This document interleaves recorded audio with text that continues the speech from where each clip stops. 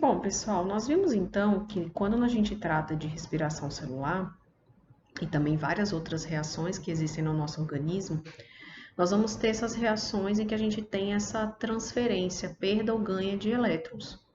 E essas reações são chamadas de reações de oxidação-redução, porque normalmente uma molécula está sendo oxidada e a outra acaba sendo reduzida. Então, uma acaba perdendo elétrons, a outra acaba ganhando elétrons.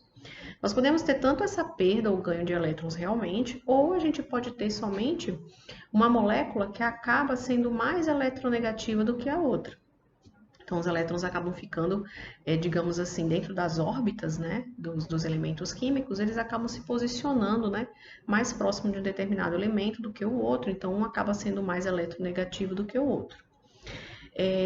Bom, dentro, né, das reações redox, que são essas reações de oxidação, redução, que eu acredito que vocês devam ter visto, né, na matéria de química, eu vou trazer somente uma revisão, né, para a gente relembrar como é que funciona essas reações. Então, por exemplo, aqui a gente tem uma reação de formação, né, de cloreto de magnésio. Então, o que a gente vai observar? Que o magnésio ele vai perder elétrons, portanto, ele vai ficar, né, 2 mais, vai ficar eletropositivo. Então, se ele está perdendo elétron, liberando elétrons, nós podemos dizer que o magnésio está sofrendo um processo de oxidação.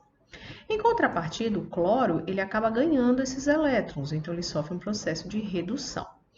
Um macetezinho para a gente não esquecer é o chamado Leo-Virager, ou seja, moléculas que liberam elétrons sofrem um processo de oxidação, moléculas que ganham elétrons sofrem um processo de redução. Então, esse processo de oxidação e redução ele vai estar acontecendo em muitas reações químicas, inclusive na respiração celular. Quando nós tratamos de respiração celular, normalmente os biólogos, para facilitar a compreensão, eles falam sobre o hidrogênio. Então eles dizem assim: moléculas que perdem hidrogênio,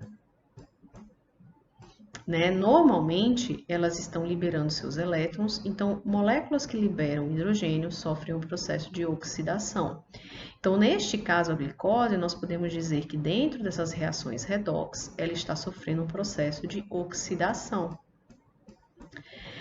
Assim como também aqui, ó, esse oxigênio aqui, ele vai acabar recebendo esses hidrogênios e vai receber esses elétrons.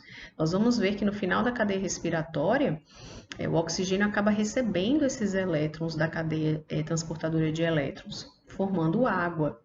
Então, o oxigênio, nós dizemos que ele sofre um processo de redução.